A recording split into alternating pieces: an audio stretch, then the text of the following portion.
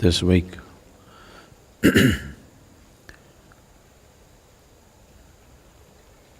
This week we have seen the end of a era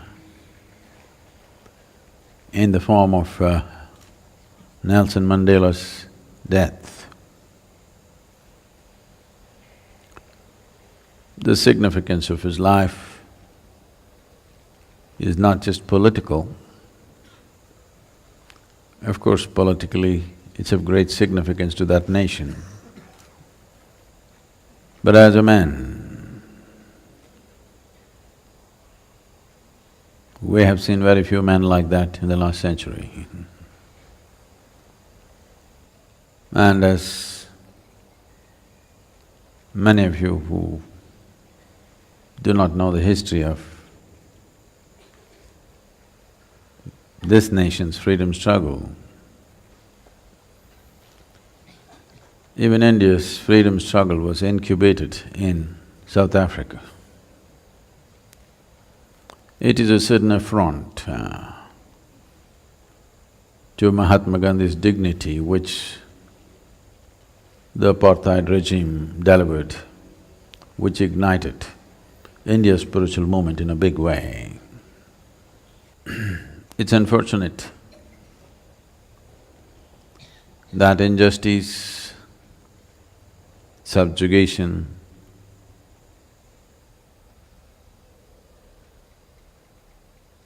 and many levels of cruelty generates wonderful men.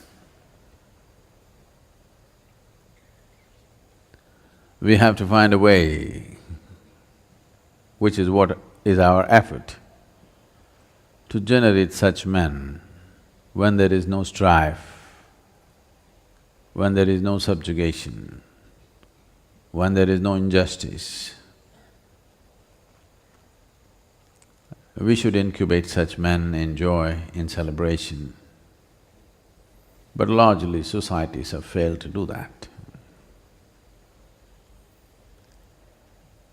Because it's pain that becomes the most profound experience of most human life. Not joy, not love, not ecstasy, it's a pain. It's the profoundness of that experience which spawns men of rare qualities, of incredible strength and balance. Having gone through unspeakable levels of cruelty and injustice, in spite of that, not becoming bitter and hateful.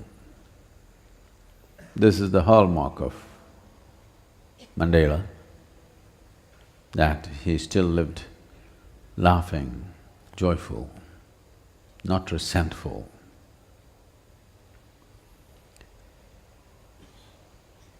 That takes a certain quality for a man to do that. Small things that happen to people, they remember forever and they're resentful for their whole life, for little things not imparted by some cruel regime. Small things that parents did to children, they remember and are resentful till the end of their life. The end of his life must be a reminder for every one of us that you shouldn't stand in a line of resentful people. You should stand alone in true freedom. Freedom doesn't come because of political processes or economic processes. Freedom comes when nobody can incite an unnecessary quality in you, no matter what they do.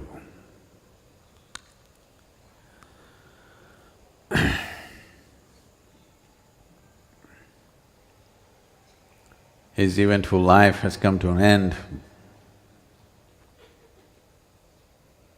It's for us to see that many more men like that are spawned on the planet. Not necessarily in the kind of situations that he was molded. A spiritual process means just that the outside situations need not drive you. Outside situations do not mold you. You don't have to be whipped by the world to be at your best. You're willing to whip yourself to be at your best.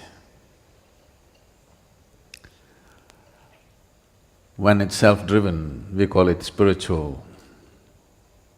When it's driven by somebody, it becomes slavery.